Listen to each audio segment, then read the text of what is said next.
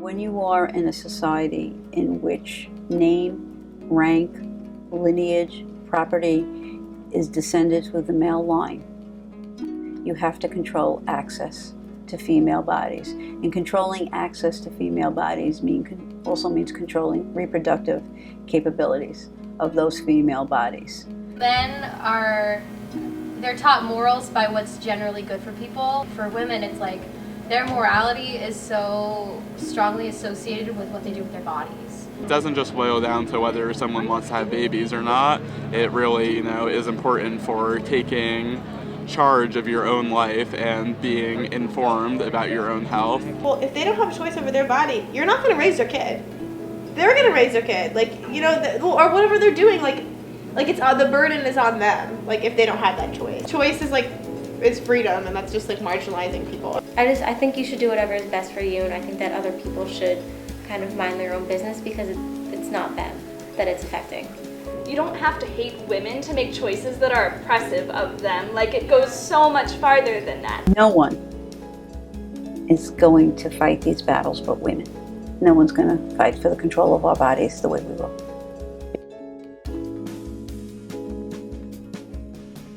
One of the things that we know is that women have been trying to control their reproductive capacities since they first began to get pregnant. We found evidence of things such as things that would be inserted, condoms, barrier methods in ancient Egypt and in other ancient civilizations. So we tend to think of the right of women to control their bodies as a political issue in the 20th and 21st century, but that's certainly not true. The larger question behind reproductive rights is who owns women's bodies? Does society own women's bodies? Does the state own women's bodies? Do men own women's bodies? Or do women own women's bodies? Well, it manifests in a fight about controlling reproduction. It's really about who controls the female body. Look at the law of it. Look how the law treats women. A lot of people take their first sneak peek of what's really going on, how the logic of our law is applied to women's bodies. The woman no longer becomes a mother; she becomes a vessel for the child to be born, and that limits her autonomy completely. So law is important. You still have a lot of traditional American values who have taken hold of both the household and also of access to health care.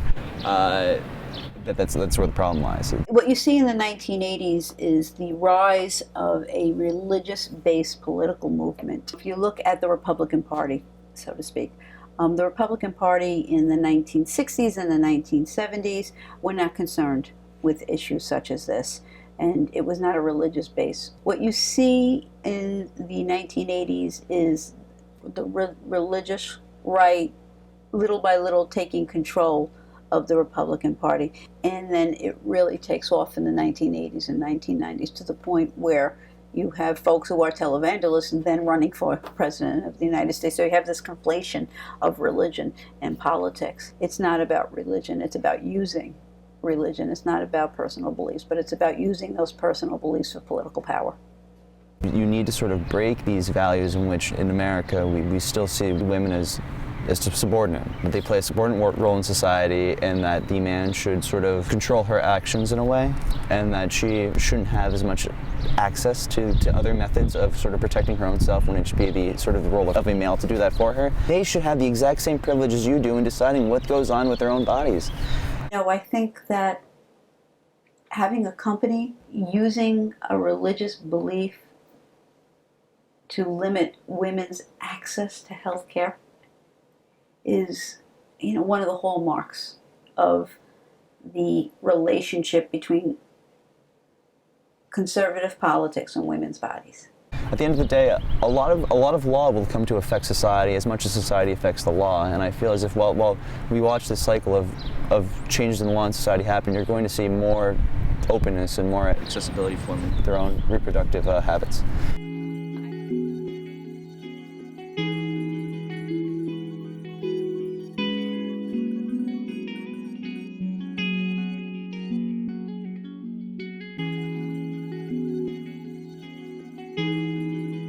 I got involved with Planned Parenthood really through the Women's Gender 250 class on politics and sexuality. Vox did the escorting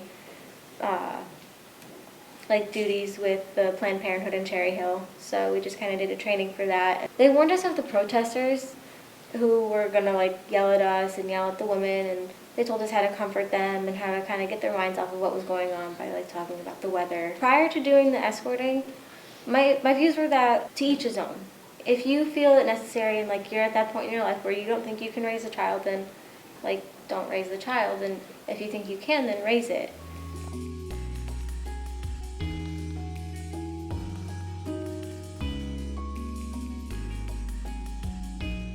A mom was dropping her daughter off at the facility to get the procedure done, and she was leaving because like she obviously can't go into the room with her while she's having it, so she was just like gonna go get a coffee, and the mom was stopped at like the end of the driveway about to turn onto the main road, and a woman who was protesting went up to this woman's car, knocked on her window, and showed her a picture of like dead babies, like fetuses that had been aborted. And the mom is like bawling her eyes out already, and like that just made it even worse, and like she felt so uncomfortable, and like I don't know, for me it just amazed me how like little respect you could have for somebody in that type of situation, because like I understand that the protester is against abortion, but there's like human decency too, and she had absolutely none of it, and it was just ridiculous to me. I got more angry towards the protesters by the end of it, and I felt sorry for the women who had to endure that kind of stuff.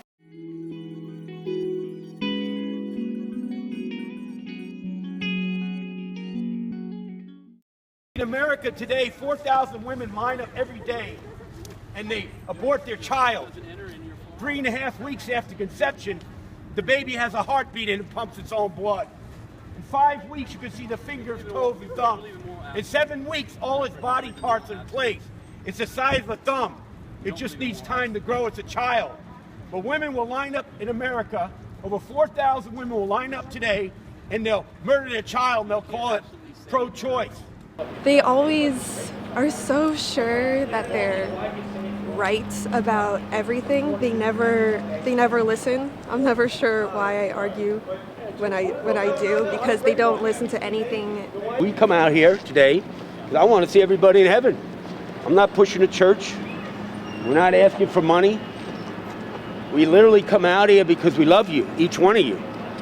And the Bible says to preach the gospel to every creature. In America, we murder babies. 4,000 women line up every day and they murder their children. It's horrifying. You stand here and talk about stopping but there are hospitals around you. You don't rush into there and try to stop them there. Why is that a different imperative than saving people around you? Jesus created everything in the universe. He formed that child in the womb, the Bible says. They come here and talk about abortion. Clearly, they never put themselves in the shoes of anyone else ever, because I'm sure there are people who have had abortions who walk past that sign, and it's probably really shitty. We don't know what we are. We don't know if a soul exists. So to make your opinion the only right opinion is wrong. And also, so let me ask you. You keep asking questions, but let me ask you a question. Okay. If we defend it, is there any chance that you'll ever change your opinion? No, because without God, I can't. Then why are you arguing?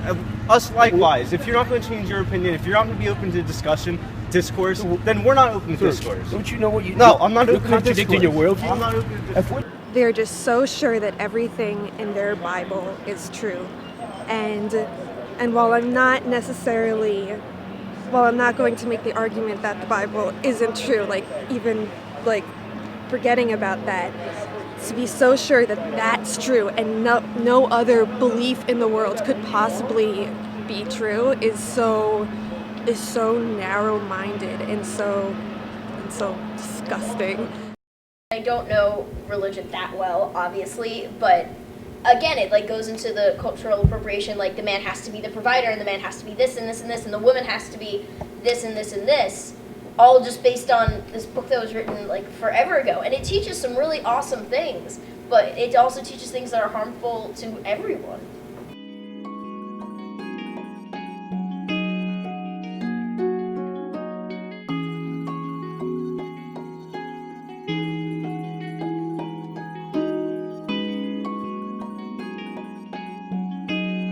Back to religion specifically, like I said earlier, my parents are really Catholic. When you're listening to homilies and just getting that, just sheer exposure of just going to church as a Catholic. It's not, they don't talk about chastity that often. And it's, but what is emphasized in like when you're doing like petitions, it's like protecting life is what they're constantly talking about. And it makes me so uncomfortable. Like the consequences of sex, not the actual sex. And it's all like making the right choice and going to the march in Washington about like protecting life and abortion is bad, and I like that is like the number one reason I can't get behind the religion that my parents raised me in, because I can't do that. Why do you, like some politician in another state that I've never met before, care what I'm doing with my body? Like, great that you have your beliefs and whatever, but like you don't know me, don't try and control me. It's just feeding into what people want to think about feminists. Yeah, Like, it allows they people all hate men, to they want dismiss women them. to rule the world. Like, no, I just want to have the same rights you have. And some birth control. It's about rethinking what we mean by rights, rethinking what things we have to cover in rights, rethinking what health covers, rethinking what employment requirements and things are, because it's not about the same. We don't just want what men want because we require different things at the same time. Nobody is the ideal mythic norm of like the ideal masculine or the ideal feminine. Yeah. And people just don't get that. It's not against, feminism isn't against men, it's against patriarchy.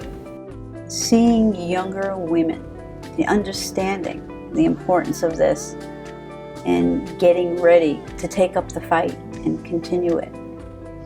I think that those are the real high points.